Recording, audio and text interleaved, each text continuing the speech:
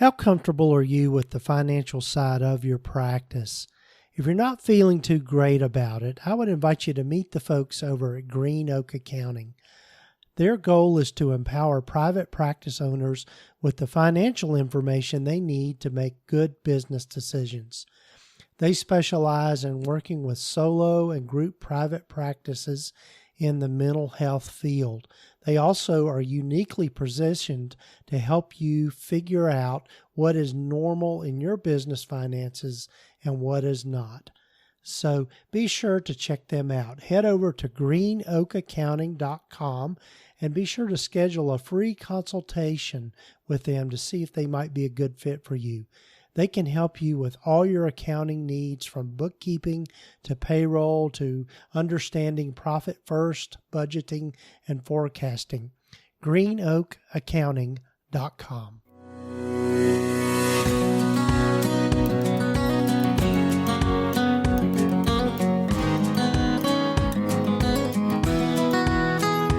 This is the Practice of Therapy podcast with Gordon Brewer, helping you to navigate your private practice journey.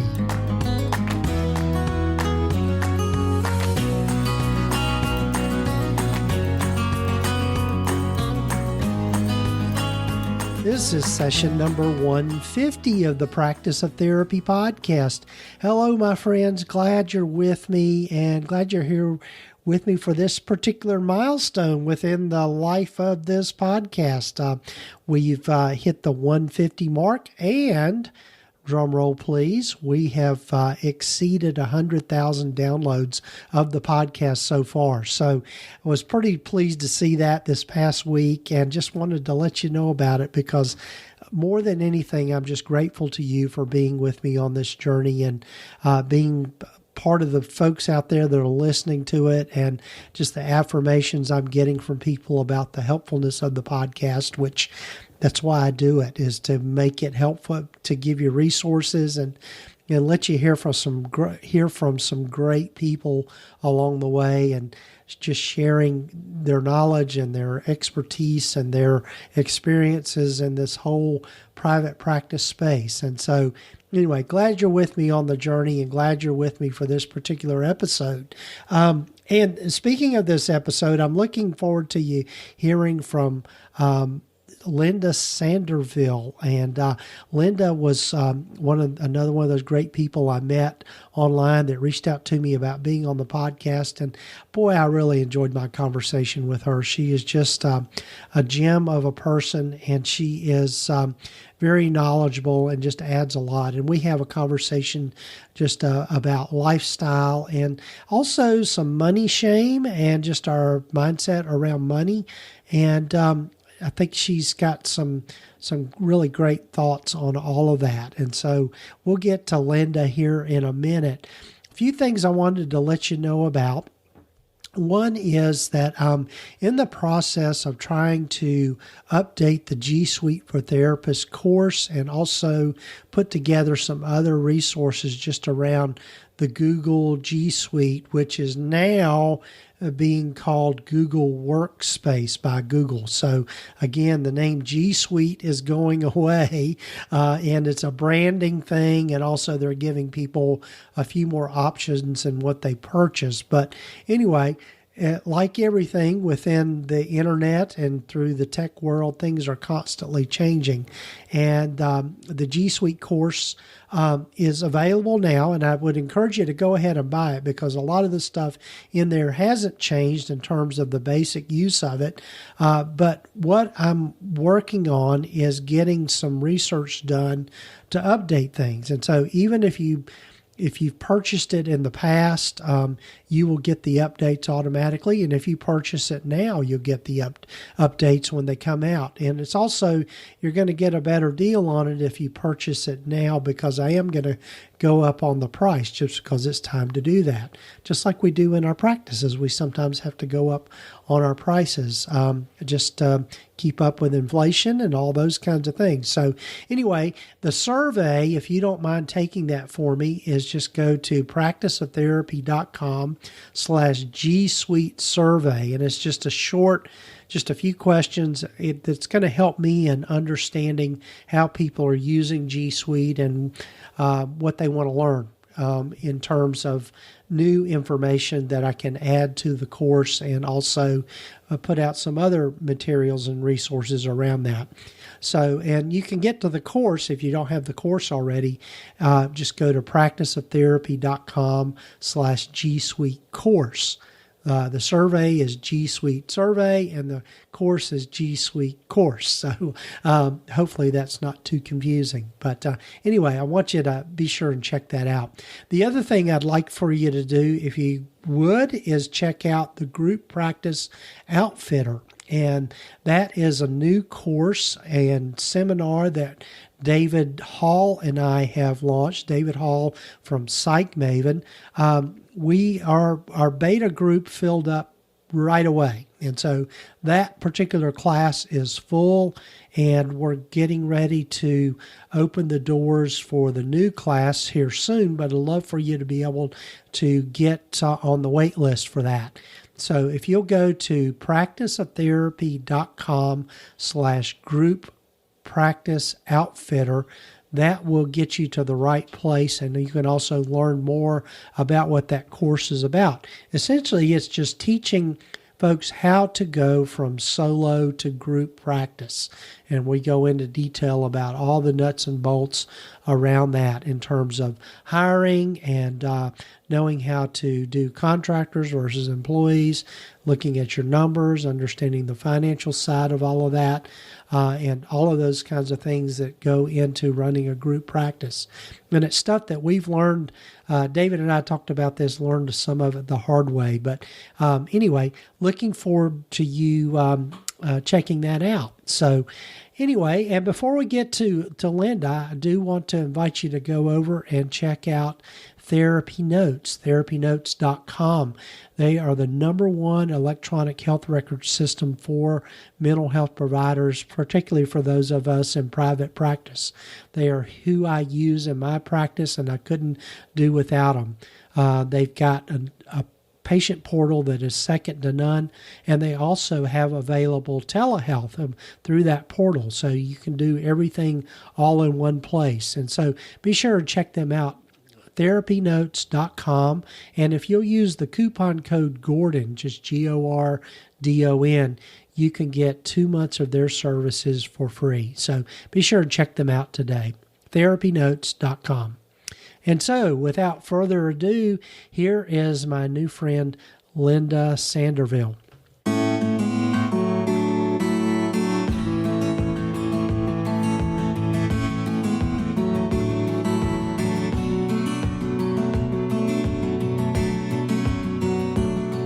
Well, hello, everyone, and welcome again to the Practice of Therapy podcast. And I'm so glad for you to get to know, as I have, Linda Sanderville. And just my short conversation here before we started talking, I think you're really going to like her. I know I do. So welcome, Linda. Thank you so much. Yes. So as I start with everyone, why don't you tell folks a little bit about your private practice journey and how you've kind of landed where you've landed, and kind of your story. Yes, thank you. So my story starts with any of you who are social workers, you probably have experienced this at least once already, unfortunately. But I think, I started out in foster care when I first started working after grad school. And that was the time that I hit my first period of burnout. I loved the kids that I worked with, but the system was incredibly frustrating and disheartening to me. And I ended up becoming really ill after like 8 months. And I ended up putting my notice in after that. My mom at the time, she was really concerned about how I was doing. And, after hitting that wall, I was like, okay, this is not working. And I knew that I wanted to do, my ultimate goal was to go into private practice and to do therapy. So it wasn't as if I was really working in that role or out of my strengths anyway. So I hit that wall and I was like, okay, I have to reassess and really stick to what I know I want to do, what I long to do. So I started working in community mental health from that point forward. I learned a lot. I supervised other clinicians. I learned a lot about how to treat trauma. That's my specialty.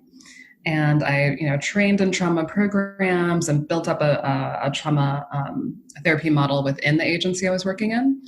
And then I went on to military mental health, working with teenagers and families. Wow. And then I went into a DBT practice, coherent DBT, or adherent, coherent. Yeah, it's coherent too. Adherent DBT. And working with those who, have self-harming behaviors and suicidal behaviors. I learned a lot there as well. And, along those different, along that journey, there were other periods of milder forms of burnout. And I knew I wanted to find something sustainable, something that would work for my lifestyle, but would allow me to use this gift. So I knew I had a gift to do this. And I've always had a heart to work with those who've experienced trauma. So I just had to figure out a way to do it sustainably. So after I got pregnant and quit my last job, I was like, okay, I've got to figure this out. And that's when I started to kind of build what I needed for my private practice. And I started that up 3 months after my son was born. So Wow. And so how long have you been in private practice now? Just over a year. Oh, wow. Yeah. That's great. Yeah. Great. Well, A long time coming. Yeah. Congratulations on that. Because that's a huge step. So, yeah. So one of the things that I know you and I talked about before we started recording is just the fact that you are interested in how to create a practice that fits your lifestyle. Yeah. And so walk us through kind of your process of doing that, because I know that's a big, people that listen to the podcast hear that from me a lot. Yeah. You really need to make it fit your lifestyle. So how did that process work for you? So, and I'll do a shameless plug for you here, because I think that listening to podcasts, I've always loved listening to podcasts. Like, I'm a podcast junkie. I'd rather do that than listen to most things in the car. But, before I actually jumped off and started my own, I listened to a lot of private practice podcasts, and yours was definitely one of them. And I appreciate your awareness and just sort of like the fact that you hammer home that we have to make it fit our lifestyle. I think before going into it, it wasn't even, when you've been an employee for so long, you have just a totally different mentality about how work works. And so you don't realize that there can be other possibilities in the way that you do business when you've been working for someone else, like for most of your life. Right. So I think, podcasts like yours, there's Tiffany McLean, Hey Tiffany, who talked about some similar themes. And that made me realize that I wanted to start off from the beginning with a very strong foundation and clarity about what I needed this to look like, because my priority is my family. I love my work, and it's a calling for me. So it's a mission, and it's something that I need to have as a part of my life. But I want to be there for, my son as well, and my family in general. And so I had to figure out how to make that work so I could still take care of myself. Right. And therefore take care of my clients. I think that was the connection that was formed for me. And I was like, oh, I get it now. Like, if I don't take care of myself, my clients aren't going to be taken care of. Like the times before where I burnt out or I had to leave a job or things like that. I didn't want to have to leave this. So I wanted to design it from the ground up in a way where I would never really have to. Right. So how did you do that? How did you, where did you start? Because I think there's a lot of folks that are in that same situation. And I know that was true for me. I worked for an agency. It sounds like similar experience. I worked in foster care and intensive home care and all of that. And it's just, it's noble work, and we need people to do that work, but it is tough. It's tough work. Yeah. So how did I do that? I think one of the first things was, one of the first steps with any venture is sort of unlearning unhelpful information. Right. So being a social worker and then just kind of having my own self-sacrificing style of doing. I had to recognize that for myself, and I had to sort of learn how to reflect on and examine sort of social work culture in a more objective way, so that I wouldn't be sort of dragged out into a feeling of like feeling guilty, for wanting to take care of myself, because there's sort of this martyr-like quality sometimes to our work as clinicians. Like, you're there for your clients, they need you, they're vulnerable. Like, you got to just stay up late hours and work this, and I was like, oh wow, I really bought into that and really felt guilty doing something different. So I think unlearning that as a standard was really important. And then just actually looking at numbers, like actually looking at what do I need to sustain myself, to make sure I have really great childcare, while I'm doing my work, all that kind of numbers work. So what will it take for me to feel really great and excited to show up consistently to work with my clients? So looking at the numbers, looking at the money, and money is one of those many things that we're not taught about in grad school. Right. Exactly. Right? Exactly. Yeah. And so I think learning how to value the work that I do and seeing like, oh, wow, this, even though we don't traditionally think of therapy as being like how do we say it? An expensive service. I'll just say that. When someone goes to hire a lawyer, they assume it's going to cost them a lot of money. When someone goes to get, medical surgery, they assume it's going to cost a lot of money. But there's something about therapy where there's sort of like this societal expectation that it's like almost for free or something like that. Yeah. I wonder how much of that is created by us as therapists and social workers. That's a good question. Yeah. I think that's, it just dawned on me as you were saying that. Yeah. And I love the way you put that, just that, we have this expectation of, you go to a doctor and that's why you have insurance and all that sort of thing, because it's expensive. But somewhere along the way, we've kind of gotten this idea that therapy shouldn't cost anything.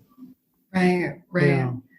And when you think about all the years of experience that go into that, all the years of financial investment for us as clinicians, and continuous, right? Because I'm licensed in 4 states just because of where I used to live, was a tri-state area in the DC area. Yeah. Now I'm licensed here in New Mexico, but I'm keeping up all those licenses, the education, and then just things that when I see different needs come up with my clients, again, because I built it into my structure financially, I want to be able to, invest and take classes and learn different things that will further help the clients that I work with. Right. Yeah. So it sounds like you did a lot of work around your own, as I like to refer to it, money shame. Oh, yeah. Yeah. And so, tell kind of what was that process for you? I mean, just kind of, it sounds like there was a mindset change for you. Totally a mindset change. So just first of all, recognizing that I have subconscious money blocks was really important. Recognizing that I had a money shame. I think I didn't quite realize I had that until I had to start looking at it and thinking, oh, I'm going to charge more than, these people, or, people want to pay, $75 for therapy. I'm going to charge more than that. Like, what does that say about me? Am I greedy? And I think just recognizing that anyone who knows me knows I'm not greedy. It just simply wasn't true. It was like this feared perception. And so recognizing like, okay, again, if I want to be able to make this sustainable so I can continue to use my gift for years and years on end, like I would like to, then I can't do this for free. I can't do it for close to free, and when my clients invest in me, then I'm going to be able to show up so differently for them. They're going to get results quicker. They're going to go way further in their work in therapy than maybe they have before with other therapists. And because I've always wanted to be excellent at what I do, I had to figure out a way to make that possible. So recognizing that I had subconscious money blocks, looking at the actual numbers without emotion, the emotion work came after, but just without emotion, looking at the numbers, what it needed to be to be sustainable as a business. And I think too, I'd heard it said that, kind of how we operate as clinicians as nonprofits so often, like there's like this nonprofit lifestyle or mentality. And it's like, we're not a nonprofit. Right. It's a business. Like, unless you are actually making money from what you're doing, and hopefully you're doing it well, you basically have an expensive hobby, right? Right. And this is not an expensive hobby for me. This is my whole life's work. So I need to value it as such. And actually, when I value it less than, other people will too, including potential clients. Absolutely. Yeah. Right. Right. So Yeah. that was a lot of the work. I feel like I'm missing a piece here. And I think, with what I do, my framework that I use with coaching other clinicians and healers, part of that is looking at a liberated identity. And so seeing how my own trauma in my past, and then just ongoing racial trauma. I mean, this year has been in many ways kind of re-traumatizing for me. Sure. So recognizing the effects of how I can tend towards devaluation of myself as a result of these other experiences, and sort of working with that and placing them appropriately so that they are not impacting my business. Right. Yeah. Yeah. Say more about that, because that's just say that again. Liberated. What was liberated identity. Yeah. Liberated identity. I love that. Yeah. So what was that process like for you to kind of arrive at that, or arriving at that, or right. Always it's an ongoing thing. Yeah. Right. Absolutely. Yeah. So, I think about, as a Black woman, what would I do? How would I do things if I had like white man confidence, right? Okay. Okay. Yeah. I love this. Okay. Keep going. Right. So I think about, in general, for women, how women in general do not tend to, ask for more money. They don't tend to go for promotions as often, ask for raises. When they do ask, they don't ask for as much as their male counterparts would. And this is like any industry. You don't have to be a clinician. Like, this is just true. Right. And so when we lag behind in that way, because we don't have that boldness to just show up and ask for what we want, then we're continuously lagging behind. So then you're talking about like a difference over a lifetime of thousands and thousands of dollars in lifetime earnings, right? Which may equate to millions of dollars lost in lifetime earnings, potentially. So I think for me, it was shifting from a place of like, do I have the right to ask for this? Based on my location, socially, to I have a responsibility to ask for this. I have a responsibility to ask for more, to take care of myself financially, and all the ways that helps me to take care of myself emotionally, mentally, physically. Because as a Black woman, I need to be engaging in really proactive self-care. Like, that's actually a must. It's not optional. And so that's the shift that's happened really pretty dramatically for me. Like, that's my responsibility. And part of that is even, thinking about like building generational wealth. Black people in this country have significantly less net worth than white people in this country. And there's so many things that go into that. But one of the ways that we can address it is making sure that we are earning appropriately. So that's just one example, right? So that's true also for women who are working. And, a lot of times with women who have private practices, there can be this mentality of like, oh, my job is the side job. And maybe like my husband, if you're married to a man, or your partner is a man, he has like the real job and I'm doing this thing. Yeah. Right. It's like, oh, your private practice is a real job. It's a business. Yeah. Right.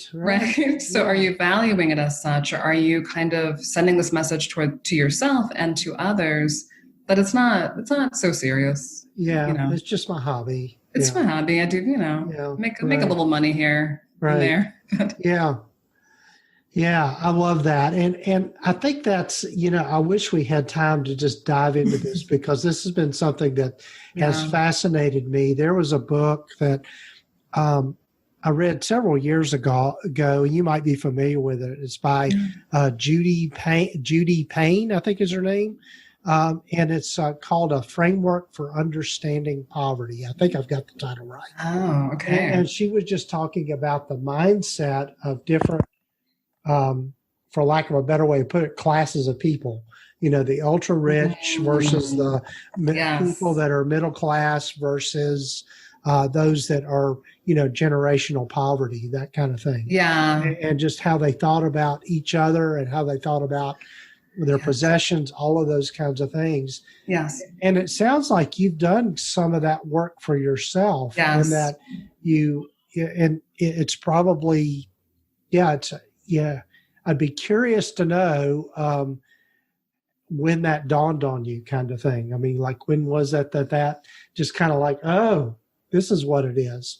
I mean, it's just kind of talking about creating generational wealth, which is the opposite of generational poverty, those kinds of things. Right.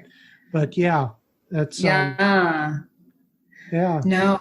So, I read a lot. Like I just consume books. Yeah. And so I just put that on my list. So I'm like, that sounds like it's right up my alley, a framework for understanding poverty. So I've read books that talk about becoming a millionaire. Okay. Because money is not everything to me.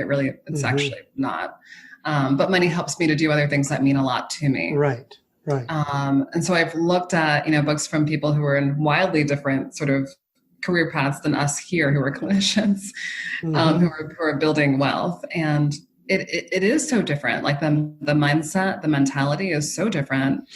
And one of the things that I'll kind of jumping back a little bit to subconscious money blocks, one of the things I realized, and it was sometime earlier this year, I can't even remember how it came about. I think a business coaching program that I was in was talking about this. So if you have negative feelings towards the rich, whoever you consider to be rich, because whoever we consider to be rich changes depending on our location. If you have negative feelings towards them, but you also want to make money, then your subconscious is going to help you to never be rich, because it doesn't want you to be that person that you hate or that you criticize. And so I thought, wow, that there's a perception about like, oh, those people do this with their money and that's so selfish or whatever that is. And it's like, well, that's not even true. There's plenty of people who have lots of resources who are finding ways to give that away, to invest in their communities, to support others, support their families. And that's what I want to do. Right. Right. I want to give away lots of money. So I can't give away lots of money and support causes I care about if I don't have any. Right. Right. It doesn't work that way. Right? Yeah. Yeah. So that was part of it too, was just recognizing, like, if I want to shift generational poverty or low standards of living for different communities, I can't just sort of like live in that community and just sort of stay there myself and be like, oh, let's all rise up together. Well, I have to do something different so I can have the resources to be a part of that change and to represent that for others who didn't think that it was possible for them. Right. Right. Because I'm a second generation American. My parents immigrated here, and, there's a lot of like, just really work hard and, suffering, and it's just what you got to do and grind it out. And it's like, well, it doesn't have to be like that. Yeah. Yeah. Right. Yeah. I love that. And I think that's a message that somehow I'd love for more of society to get, in that, and it sounds like too, for you, Linda, you've really taken ownership of your own stuff and your own kind of destiny to some degree. Right. And I think that's, that's a hard thing for people to overcome, is get out of that kind of poor me kind of mentality kind of thing. And so, I love that. Yeah. Yeah. Well, I want to be respectful of your time, and I wish we had more time for conversation. Wish we could grab a coffee together and or a cocktail and just depending on the day. Yeah, that's right. And just you delve into this more, and hopefully I can get you back on the podcast. But tell folks a little more about how they can get in touch with you and about some of the consulting that you're doing and that sort of thing. Yeah. So you can find me on the internet. On Instagram, it's Resilient Healer Society. I'm all about helping us to be resilient healers. And you can find me at my website as well. It's www.lindasanderville. That's SANDERVILLE.com. And that's where you can find out more about the coaching that I do to help you overcome your subconscious money blocks, liberate your identity, and create greater wealth and impact for the communities that you care about. Awesome. Awesome. And we'll be sure to have all of this in the show notes and show summary for people to get to easily. So, thank you. Well, Linda, I'm so happy to have had you on this. And just real quickly before we go, just to check in with you, how are you doing with all the focus on racism and Black Lives Matter and just all of that? If you're like, I'm guessing if you're like many of my other Black friends, it's been kind of re-traumatizing around just other issues in life. Yeah. Right. Well, and the fact that, I have a son, I mean, he's multiracial, but I want this world to be better for him. And, I think the things that have happened this year, in addition to just being a mom and just being a human in the world right now, it actually makes me more determined to get this message out. And that's why I appreciate you letting me come on here, because not everything's within our control. And I'm totally aware of that, but there's a lot more within our controls than we sometimes think.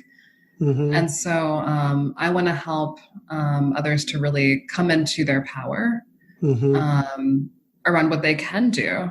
And, and I'm very careful about how much media I take in.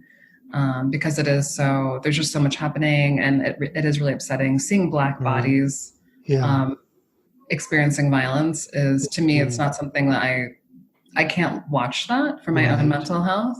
Right. But I can do what I can on my part to support the causes that are meaningful to me, and that's part of my driver. Sure. Yeah. Are you familiar with the book My Grandmother's Hands? No, who's that by? Yeah, it's by, I'll have to be able, as you were saying that, excuse me, it's not letting me minimize. I'll have to, what I'll do is once we stop recording is I'll shoot you an email and we'll be sure to have that in the show notes. But it's written by another person in the mental health and caring fields, and it's about, when you said Black bodies, what it reminded me of is just the body trauma that a lot of us experience as a result of, as I think the way she puts it, is as a result of white privilege and just all of that and how it all ties together. But it's a wonderful book. I'm listening to it on Audible right now. But, but I'll be sure and have it in the show notes, and I'll email you or tell you here in a minute. Thank you. Who it's by, but I commend that to everyone as well. So as another, it's written by an African American woman, and I cannot think of her name. Sure. So anyway, Linda, I'm so glad you were here on the podcast. Yeah, thank you so much. I'm sure we'll do it again and check in and that sort of thing. And love the work you're doing, and it's just been a privilege to talk to you. Thank you so much. Bye, Gordon. Bye-bye.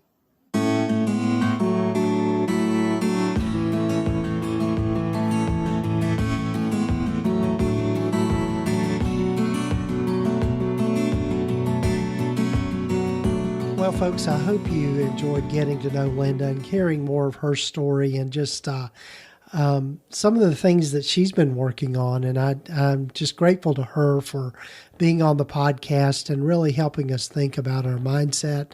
And in particularly, or just being, I love that idea of of liberating your identity. And I think that is applicable across a lot of fronts, and particularly appreciate her perspective as a Black woman and what that adds to what we do as therapists, because we do some tough work and we are helpers, but as she said, we deserve to get paid for what we do. So thanks again to Linda for being on the podcast. Be sure and check out the Group Practice Outfitter and learn more about that at practiceoftherapy.com/group practice outfitter. And also be sure and take the survey if you don't mind, the G Suite for Therapists survey. And that you can get to that at practiceoftherapy.com/G Suite survey. And also big thanks to our sponsors for today's podcast. We've got Green Oak Accounting, and you can find them out more about them at greenoakaccounting.com. And be sure to let them know you heard about them on the podcast, and also our sponsor, TherapyNotes, therapynotes.com. And if you'll use the coupon code Gordon, just GORDON, you can get 2 months of their services for free. So thanks again, folks, for joining the podcast. Be sure and take time to subscribe to the podcast wherever you might be listening to it. And also, thanks for helping us reach that 100,000 benchmark. That's a pretty cool thing to have 100,000 downloads of the podcast. So take care, folks. Hope you have a great rest of your week or weekend whenever you might be listening to this. See you later.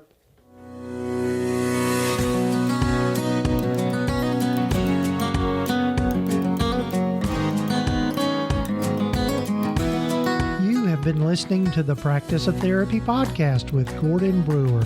Please visit us at practiceoftherapy.com for more information, resources, and tools to help you in starting, building, and growing your private practice. And if you haven't done so already, please sign up to receive the free private practice startup guide at practiceoftherapy.com.